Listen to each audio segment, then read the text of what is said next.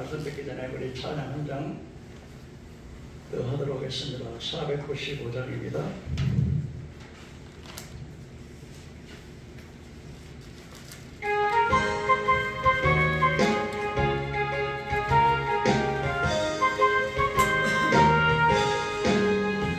이곳이 거둘 자가 없는 때에 누가 와서 걸을까? 내가 어찌 게을러서 앉아 있을까? 어서 가져가들고 보내주소서 보내주소서 제가 섣불 내 입술에 대며 주저할까 주여 나를 보내주소서 주가 두루 다니시며 누굴 모르나 나를 자 적구나 오라 주의 사랑하는 이름 복심을 어서 거두러 가자 보내주소서 보내주소서 제가 섣불 내 입술에 대니 어찌 주저할까 주여 나를 보내주소서 주가 나를 인도하니 어디나 기뻐하소 일하리 주가 명령 내리칠 때 능력 받아서 기뻐 거두리로다 보내주소서 보내주소서 제가 섣불 내 입술에 대니 어찌 주저할까 주여 나를 보내주소서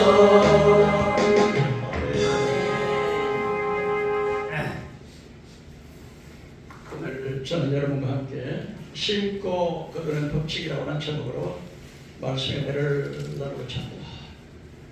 말씀을 드리기 전에 지난주에 나팔 같은 음성을 드리는 사도 요한이라고 하는 제목으로 말씀을 드렸는데 핸드폰의 용량이 부족해서 중간에 참 중요한 말씀이 끊어져 버렸습니다. 특별히 유튜브를 시청하시는 교회 종들과 우리 성도님들에게 심심하게 양해를 구합니다. 오늘 갈라디아서 6장 7절의 말씀, 본의 말씀 보면 스스로 속이지 말라. 하나님은 업신여김을 받지 아니하시나니 사람이 무엇으로 심든지 그대로 거두리라. 이것은 하나님의 단순한 경고가 아닙니다. 이것은 우주를 다스리시는 하나님의 원리입니다. 씨를 뿌리면 반드시 거두게 됩니다. 선을 심으면 선을 거두고 악을 심으면 악을 거두게 됩니다. 농부가 밭에서 씨를 뿌릴 때 보리를 심으면 보리가 나고 밀을 심으면 밀이 납니다. 콩을 심었는데 팥이 나는 법은 없습니다. 이것이 자연의 법칙이고 또한 영적인 법칙이 되기도 하는 것입니다. 그리스도를 죽인 자들의 예외는 아니었습니다. 그들의 뿌린 씨앗이 반드시 열매를 맺었습니다.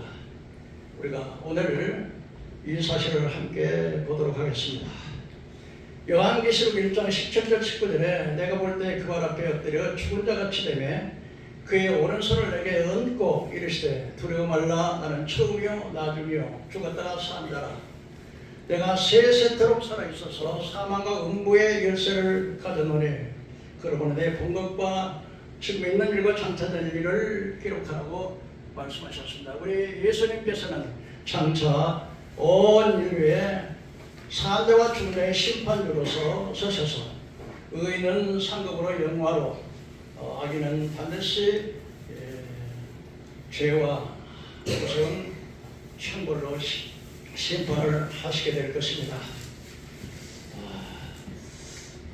지금부터 한 2000년 전에 예수 그리스도 십자가 못 박은 사람들은 과연 어떻게 되었을까요? 그들이 예수님을 죽이고 난 다음에도 편안하게 살 수 있었을까요? 아니면 저들이 지은 일에 대해서 대가를 치렀을까요? 우리는 종종 십자가 사건만을 말합니다.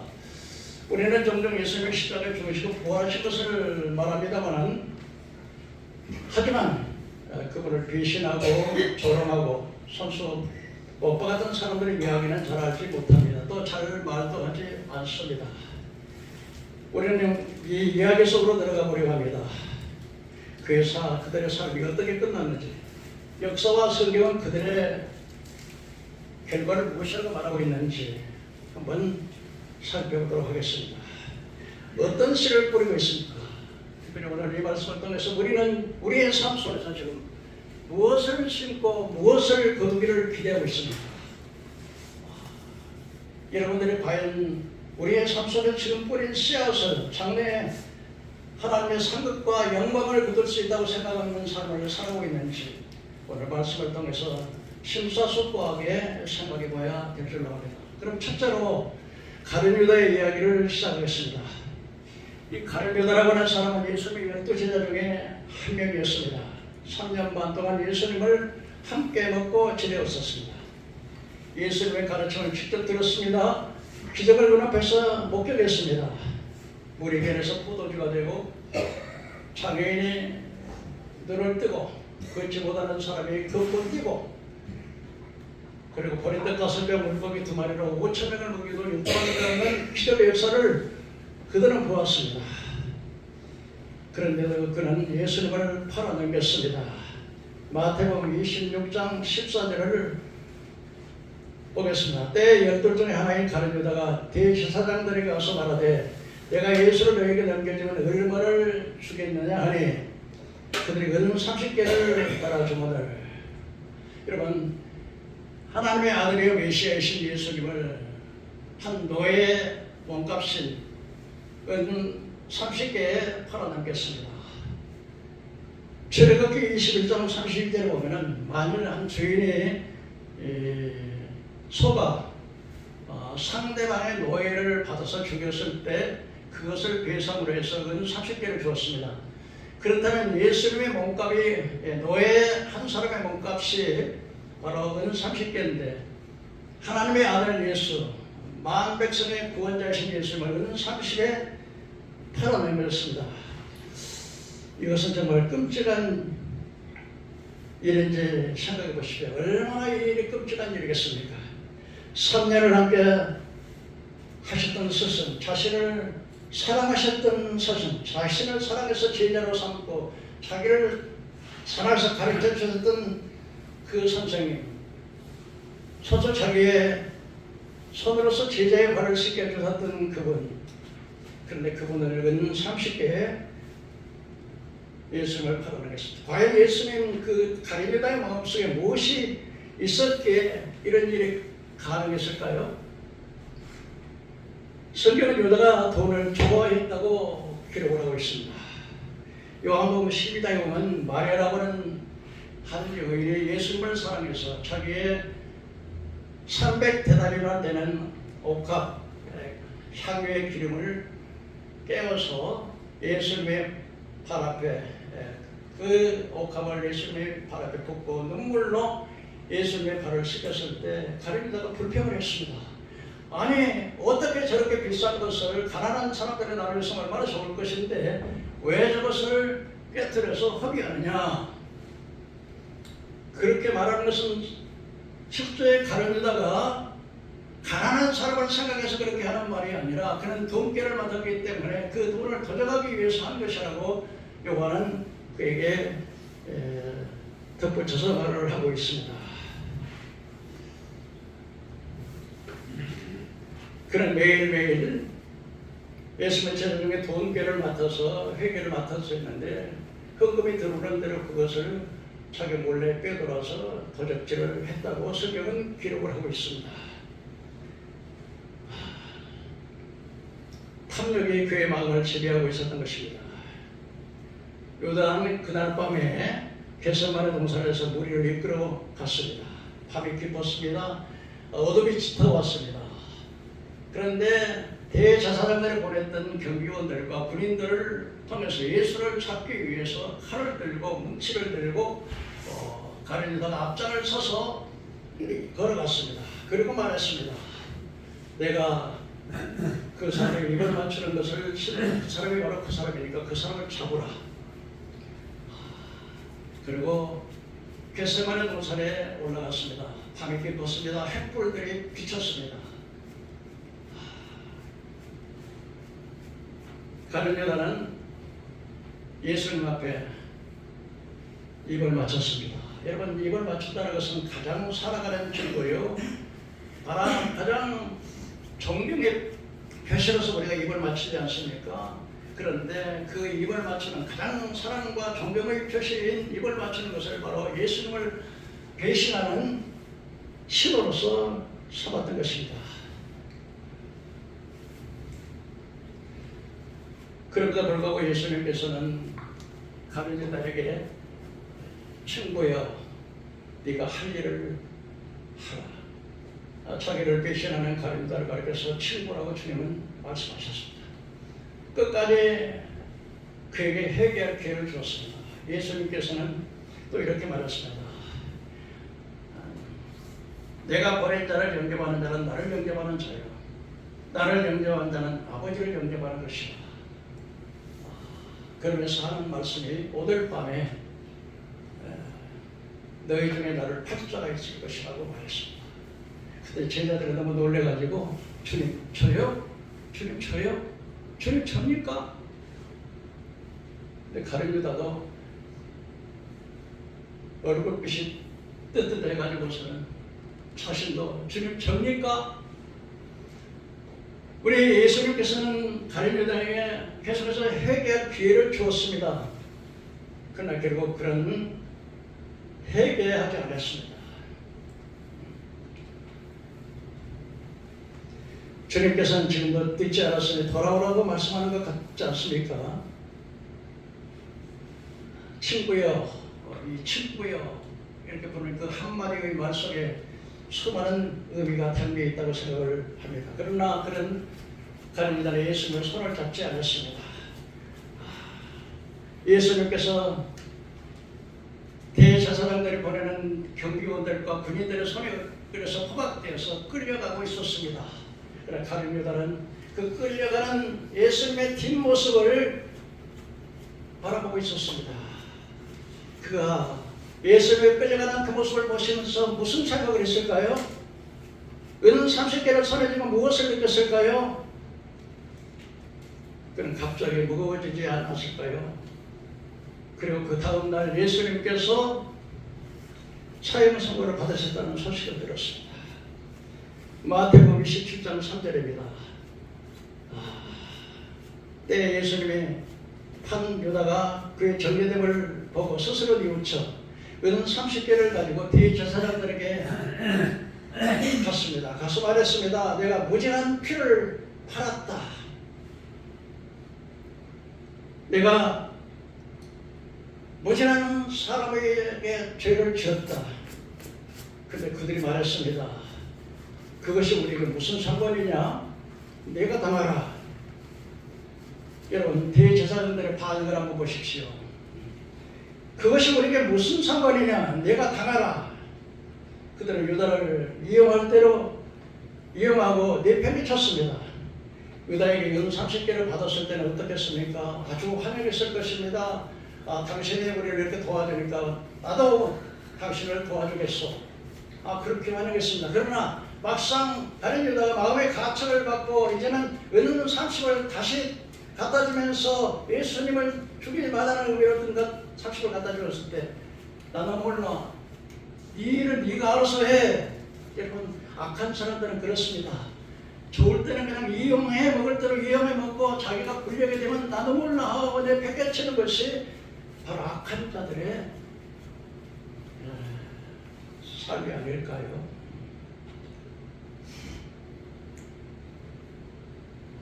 가룟 유다는 자신이 얼마나 어리석었던 것을 깨달았습니다. 그가 붙잡았던 것은 30개가 아니었습니다. 그건 자신을 파멸의 구렁텅이로 내어 던지는 것이었습니다. 그 30개를 성전에서 집어 던졌습니다. 여러분, 은 30개를 성전에 던져버린다고 그 죄가 사해지겠습니까? 은 30개를 성전에 그냥 던져 넣은다고 그 문제가 해결되었습니까? 마태복음 21장에 유다가 성전에 돌을 던져 올라가서 스스로 목을 베었다 그랬습니다. 여러분 마음의 가책을 받았습니다. 괴로웠습니다. 그런데 그의 마음속에 깨달았을 때는 이미 늦었습니다. 나무에다 목을 매달았는데 어떻게 떨어졌는지, 끈이 떨어졌는지 아니면 나무 가지가 부러졌는지는 모르지만은 그의 그 나무에 매달린 가지에다가 바위에 팍 떨어졌는데 거기에 창자가 터져나왔습니다. 이것이 바로 예수 그리스도를 배신하고 죽인 가룟 유다의 말로였습니다.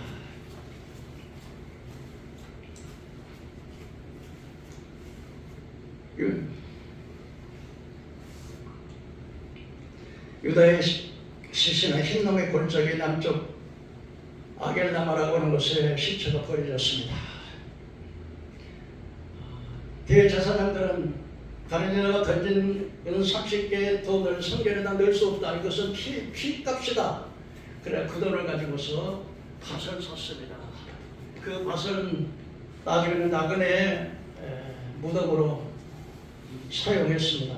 그건 도저히 성전에다가 이 사람의 죽인 피값을 이 돈을 갖다가 성전에다 보관할 수 없다 해서 그 돈을 30개를 가지고 밭을 사가지고 지나가는 나그네들이 죽은 사람들의 무덤을 만들었던 것입니다.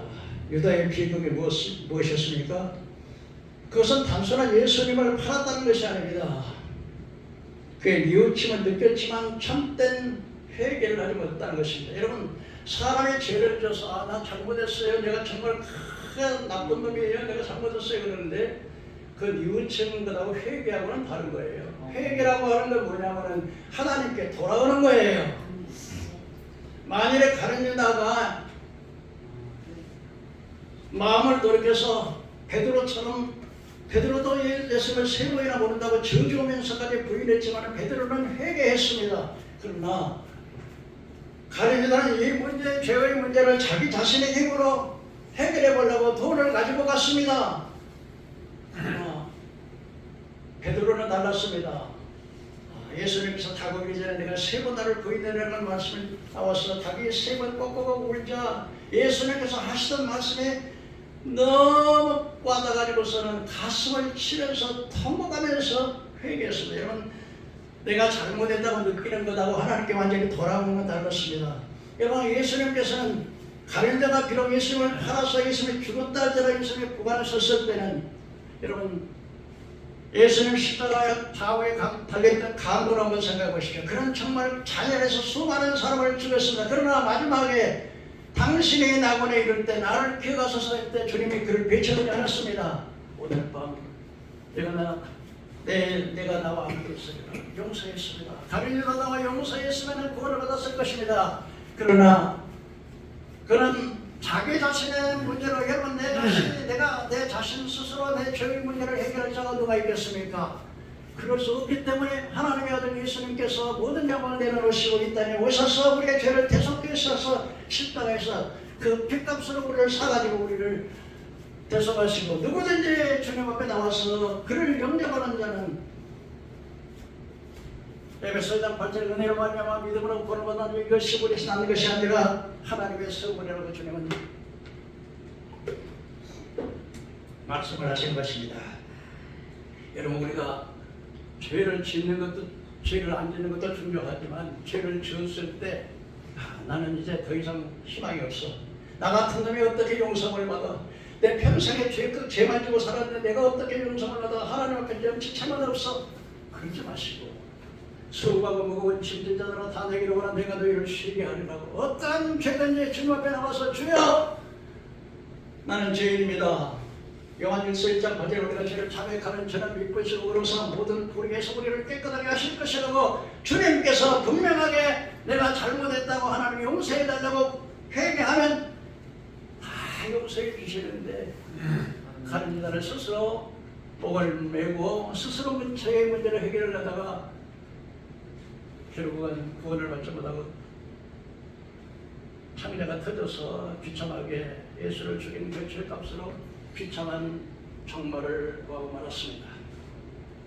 두 번째로 오늘 대제사장의 이야기를 좀 하겠습니다. 유대 사회에서 가장 영향을 끼쳤던 두 사람이 있는데 그 사람 하나는 안나스고 하나는 가야바라고 하는 사람이 있습니다. 이 사실을 좀 이해하기 위해서 내가 사내들인 공회를 좀 소개를 하겠습니다. 이스라엘의 유대 최도의 의견기관으로서 사내들인 공회라고 하는 공회가 있었습니다. 이 공회는 그 서기관들과 바리새인들과 제사장들과 그리고 장로들 이렇게 71명으로 구성이 되어 있었습니다. 그런데 이 유대의 대제사장은 원래 유대 이스라엘 12지파 중에 4지파 사람만이 대제사장이 될 수 있었고 그것도 대제사장이 되는 것은 반드시 아론의 후손 4지파면서 아론의 후손이 대제사장이 될 수 있었습니다.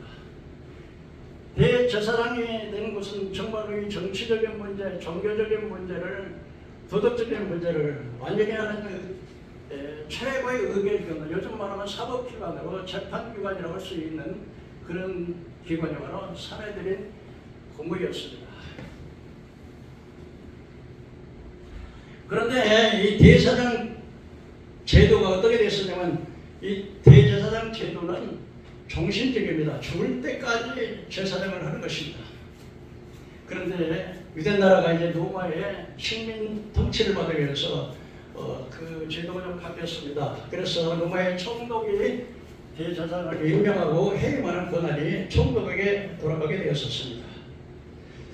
그런데 오늘 이 사내들의 공회의 회원들은 바로 제사장들과 제사장들은 주전 2세기부터 주 1세기까지 그들이 그 제사장직을 맡았는데 이들은 귀족 중심이고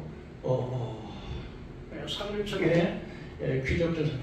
이스라엘은 그 사두개파가 있었고 바리새파가 있었고 에세네파가 있었습니다. 그런데 그 중에 이 대제사장들은 아론의 후손으로 사두개 교인들, 사두개파들이 대제사장이 되었습니다.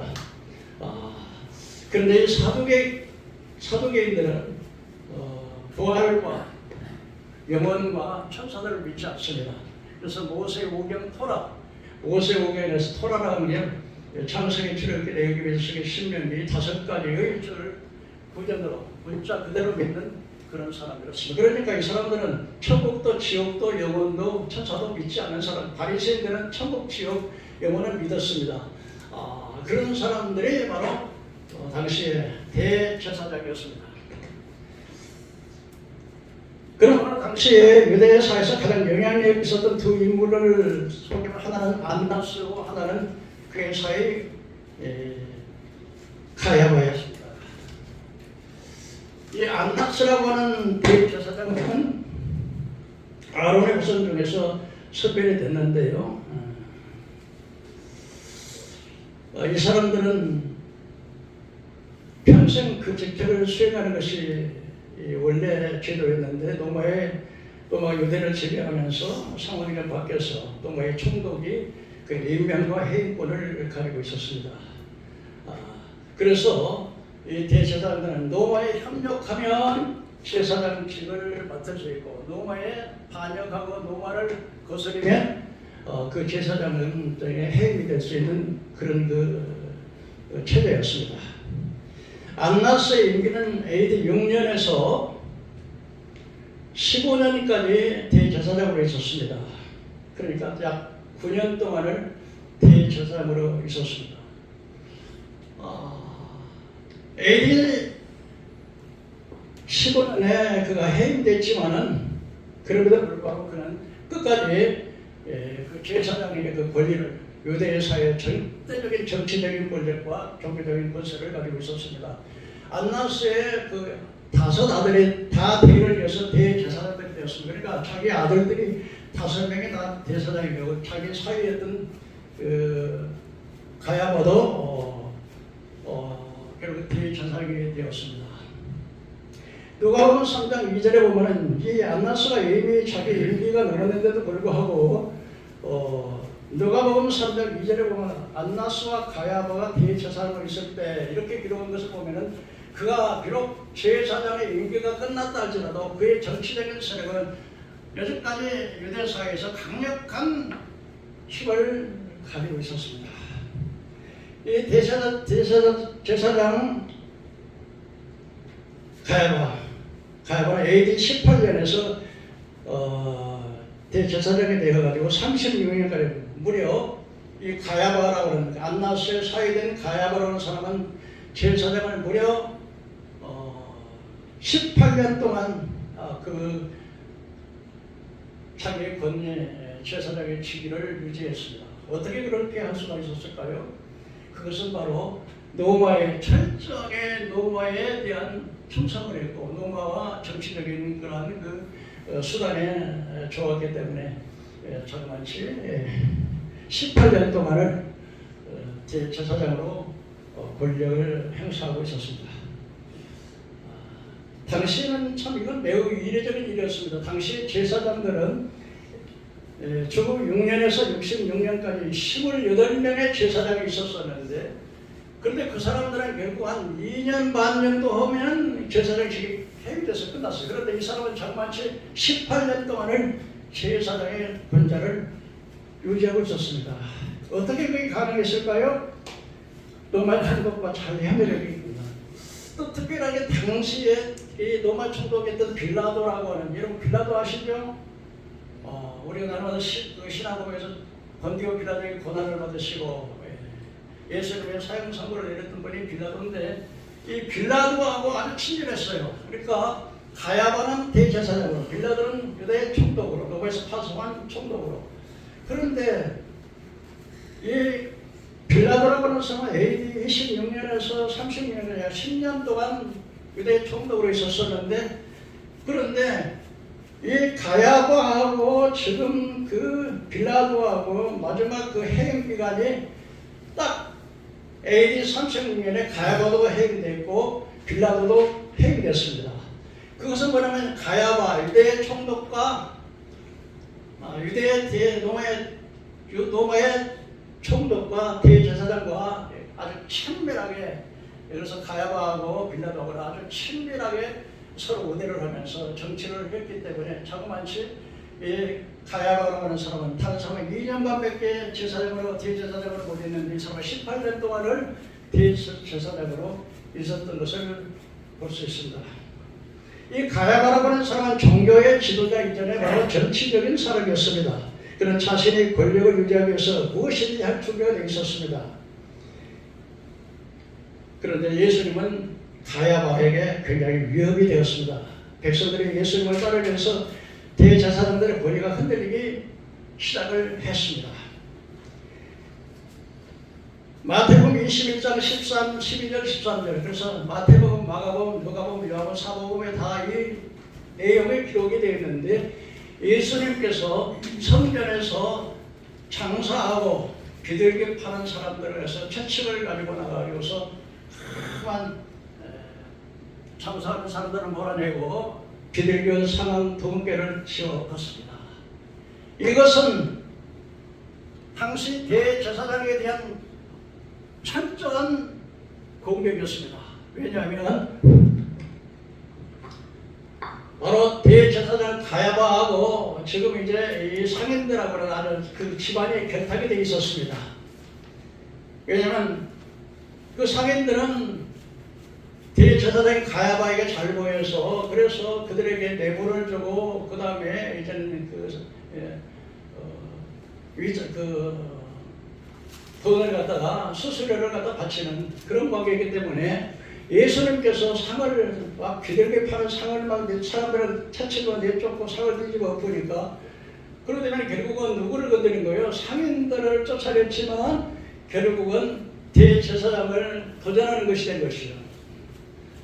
가뜩이나 예수님이 표적과 기사를 이렇게 수많은 백성들이 예수를 따르자 자기의 권위가 점점 위태로워지자 점점 그들은 예수를 죽일 결심을 하게 되는 것입니다.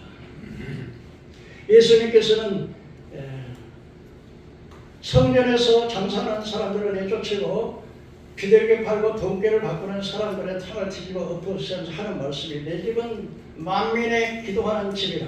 우리 한번 따라해 보실까요? 내 집은 만민의 기도하는 집이니라. 그런데 그 사람들은 하나님의 만민의 기도하는 집을 강도의 구렬로 바꿨다고 저들이 막 채찍을 하시는 거지만, 그런데 그 상인들을 내쫓았을 때 대제사장들의 마음이 어떻겠어요? 이놈 봐라. 이놈이 이제는 우리를 이제 그의 문제가 아니고 이제는 로마에 대해 아주 큰 위협이 되는 거예요. 이러다 이제 로마에서 알게 되면 이제 로마가 우리를 침략하면 우리의 대제사장 측은 물론이고 우리는 이제 나라 완전히 풍지박산 된다 이렇게 생각을 하게 된 것입니다.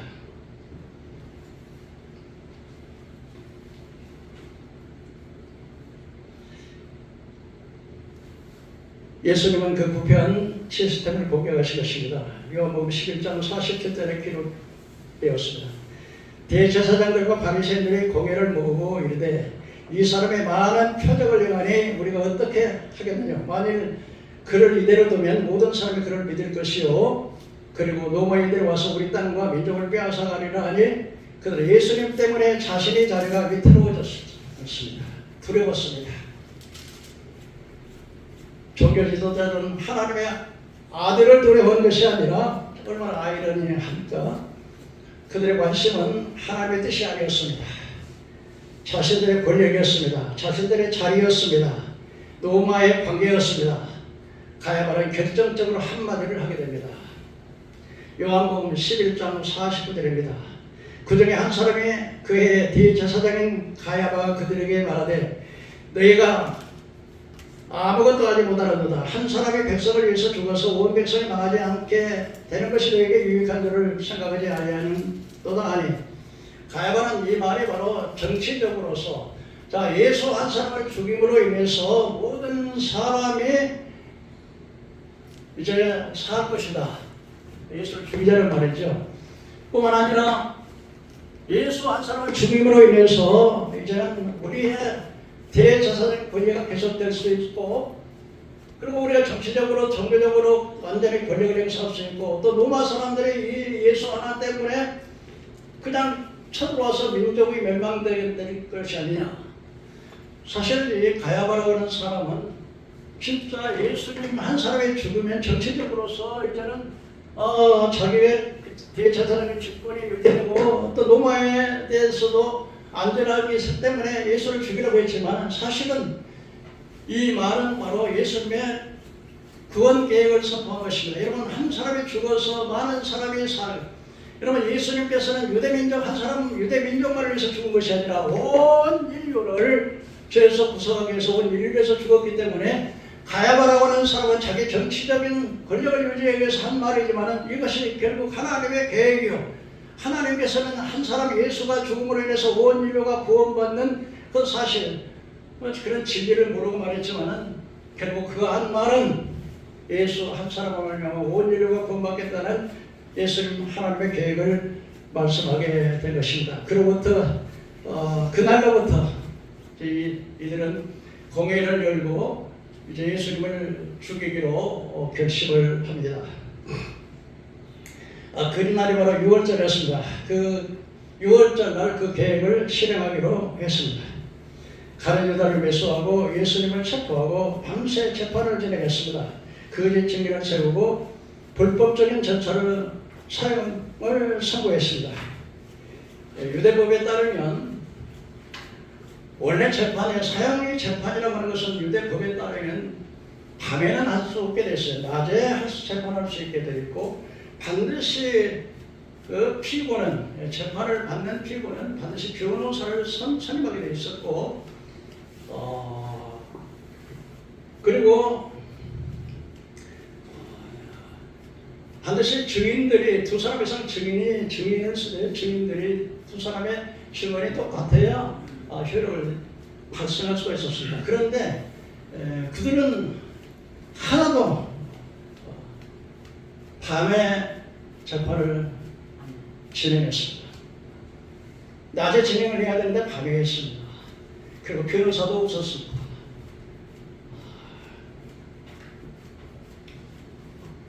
그리고 증인들도 서로 의견이 맞지 않았습니다. 요한복음 18장 13절입니다. 먼저 안나스에게 끌고 왔습니다. 그래서 그들은 밤에 예수님을 밤에 안나스에게 대제사장께서 행위했지만은 그러나 자기 아들들은 다 대제사장들이고 아직까지도 정치적 권력을 가지고 예수를 이제 밤에 재판하기 위해서 안나스에게 끌고 갔습니다.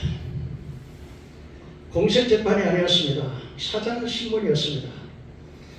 안나스는 예수님의 제자들과 가르침에 대해서 물었습니다. 예수님이 어떤 비밀을 가르치는지를 전하는지를 알아보려고 한 것입니다. 그때 예수님께서 안나스의 질문에 이렇게 대답했습니다. 나는 한 번도 비밀로 말한 적이 없다. 나는 공개적으로 드러내놓고 말했다. 나는 성전에서 또는 회당에서 가르쳤다. 많은 유대인들이 다 듣고 너희들도 다 들었다. 그러니 나한테 묻지 말고 그 사람들에게 물으라. 이렇게 대제사장에게 대답을 했습니다. 그때 하인 하나가 예수님의 빡을 쳤습니다. 야 이놈아, 건방지게 대제사장이 묻는데 그따구로 대답을 하는 식으로 빡을 쳤습니다. 하나님의 아들 예수, 만왕의 왕이요 만주의 주신 예수님께서 하인에게 빡을 맞았습니다.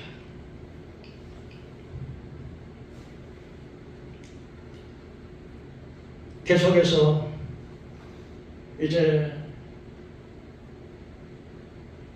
안나스가 질문이 끝나고 난 다음에 공식적으로 이제 밤에 이제 공회 회의를 열었습니다. 제사장들과 바리새인들과 서기관들과 장로들이 모여서 정식으로 이제 밤에 재판을 시작하게 되었습니다. 사내들인의 공회가 소집되었습니다.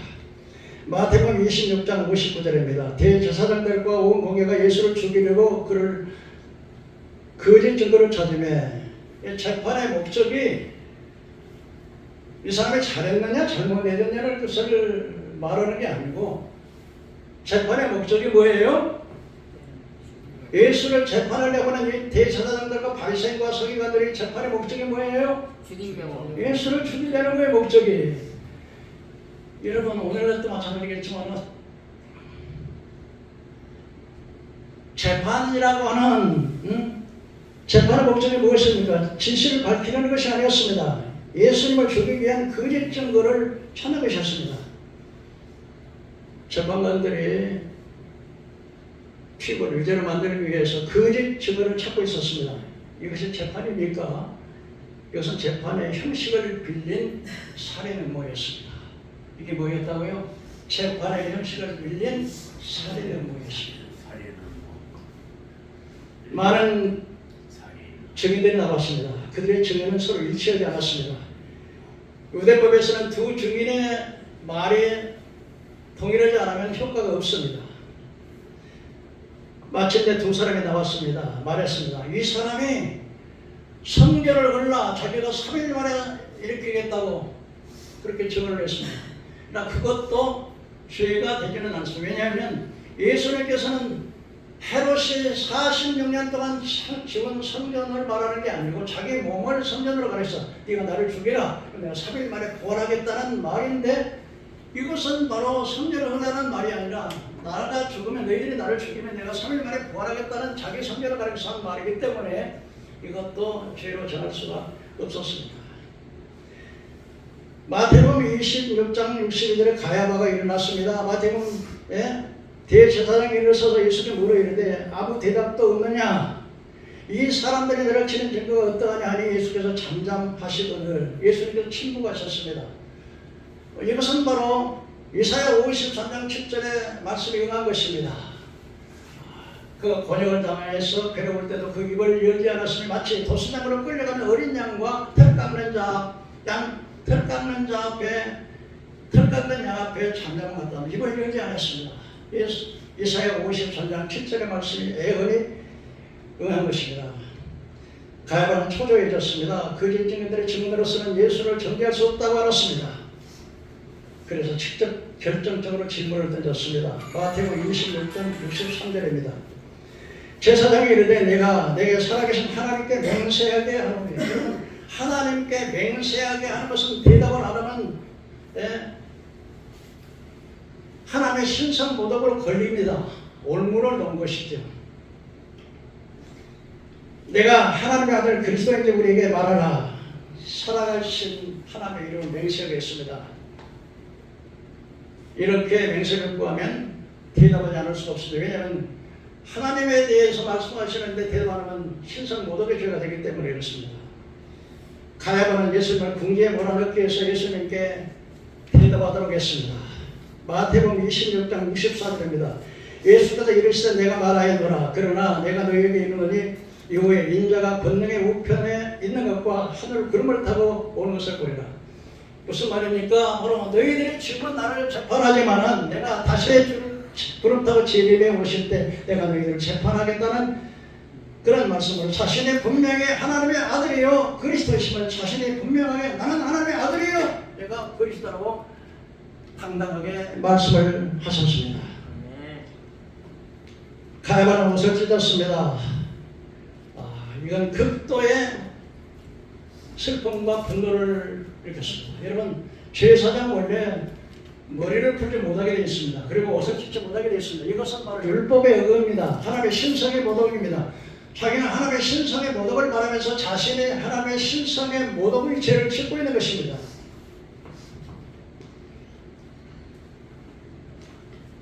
마태복음 26장 66절입니다. 너희 생각이 어떠하냐? 그들이 대답하되 이르되 그는 죽어 마땅하다 하고 만장일치로 사형을 선고했습니다. 네, 여러분, 이렇게 예수를 죽인 이 가야바 안나스의 처음에 어떻게 됐을까요? AD 36년에 제사장 중에서 해임됐습니다. 이 가야바가요. 18년 동안 대제사장으로 있다가 해임됐습니다. 시리아 총독 비델리우스가 그를 해임시켰습니다. 놀라운 것은 그때 똑같이 빌라도 총독도 해임됐습니다. 빌라도 총독과 가야바가 서로 짜고 로마에서 정치적으로 그렇게 했던 그들이 그래서 두 사람 다 똑같은 날짜에 해임이 됐습니다. 이것은 그 우연한 일치라고 보기는 어려울 것입니다. 죄를 지은 그들은 권좌에서 물러나게 되었습니다. 그래서 이 가야바라고 하는 사람이 어떻게 죽었는지는 자세히 기록이 되어 있지 않지만 1990년에 그의 시체가 발견되었습니다. 예루살렘 남쪽에서 석관이 발견되었는데 거기에는 가야바라고 하는 이름이 써 있었습니다. 그리고 한 60대쯤 되어 보이는 유골이 있었습니다. 예수님을 죽이고 선고했던 대제사장 그를 배반 삼아 돌 성전 안에 있었습니다. 그는 친척도 지위도 권력도 영광도 다 사라지고 뼈만 남았습니다. 그런데 여러분, 안나스의 가문은 더 비참했습니다. 이 안나스의 2세, 안나스의 손자들은 안나스는 아주 거만하고 무자비하고 악명이 높았습니다. 유대 역사가 요세푸스는 그는 매우 대담하고 무모한 인물이라고 기록했습니다. 그가 저지른 가장 큰 문제는 예수님의 형제 야고보도 그들이 안나스의 가문이 예수님을 죽였다면 바로 안나스의 손자 안나스 2세는 바로 예수님의 친형제인 야고보, 예루살렘의 기둥 같은 감독이었던 야고보도 죽였습니다. 야고보를 불법적으로 처형했습니다. 여러분, 로마에서는 특히 정치적인 그 사법권을 가지고 있지만은 그러나 로마의 허락 없이는 사형을 집행을 하지 못합니다. 그렇기 때문에 가야바나 안나스도 결국은 빌라도라고 하는 로마의 총독에게 예수님을 끌고 와서 재판을 받게 했던 것입니다. 자기들은 원래 사형 집행권이 없습니다. 그들에게는 로마의 지배를 받고 있었기 때문에. 그런데 이 안나스 2세는 야고보를 자, 불법인 애들 야고보 로마의 총독이 허락 없이 야고보를 돌로 쳐서 죽였습니다. 이것이 문제가 돼가지고 결국은 3개월 만에 대제사장의 임기 3개월 만에 그는 결국 해임되었습니다. 예수님의 죽은 후손이 예수님 형제를 죽였습니다. 그리고 그 대가를 치르는 것은 더 큰 심판이 남아 있었습니다. 죽을 70년, 예수님이 돌아가신 지 40년이 지난 후에 로마의 디도스 장군이라고 하는 장군이 와서 이제는 로마의 그 유대 성전이었던 성전을 불태웠습니다. 로마서 때 베스파시안 황제의 아들 디도는 그 성전을 불태우지 않고 기념물로 남겨두려고 했는데 어떤 병사가 그냥 횃불을 가지고 던졌는데 그 횃불에 성전에 불이 붙었습니다. 그리고 성전에서 전부 다 금으로 입혔던 모든 것이 녹아내렸습니다. 그리고 녹아내려가지고 이제는 벽 사이로 전부 스며들었습니다. 근데 예수님께서 말씀하셨습니다. 예수님 말씀하셨을 때 돌 하나도 돌 위에 천국이지 않으면 다 해파되리라. 그러니까 성전에서 금이 녹아내는 것을 펴려고 로마의 군인들이 그 성전에 그것을 전부 다 헐어가지고서는 돌 하나도 돌 하나 남지 않았습니다. 예루살렘에서 로마 지도장군이 왔을 때는 성전에 불타고 이제는 사람들이 남자 여자 할 것 없이 전부 대여충을 당했습니다. 그리고 성전 꼭대기에서 어린아이를 성전 꼭대기에 집어던졌습니다. 땀에 피가 장화를 신고 걸어갈 정도로 핍박이 되었습니다. 그들의 예수님을 죽이신 그 최후의 그 죄값은 그렇게 임했습니다. 예수님께서는 예루살렘을 바라보면서 예루살렘을 우셨습니다. 예루살렘아, 예루살렘아, 내가 너희를 마치 날개 안에 너희를 품으려고 했던 때가 얼마 떴냐. 그러니까 너희가 내게 돌아오지 않았다. 그는 정말 비참했습니다. 그렇게 탐욕해서 예수를 죽이기만 하면 제사장의 권력이 영원할 것 같고 사내들의 공문의 권력이 영원할 것 같았지만 예수님을 죽이기 위해 성전은 불타고 제사장의 죽음 끝나고 사내 공회는 완전히 해체되었습니다. 이것이 바로 그리고 그들은 너무나 비참하게 예루살렘에 포위돼가지고서 6월절을 지키기 위해서 예루살렘 서간에 왔었는데 로마의 성에 포위돼가지고서는 자기들끼리 또 싸웠어요. 밖에서는 로마의 병장들이 예루살렘 성을 포위했는데 안에서는 서로 또 세파가 나눠져가지고 서로 죽고 그래가지고 이 식량창고에다 불을 던지니까 식량창고가 불타버렸어요. 밖에는 사람들이 포위됐어요.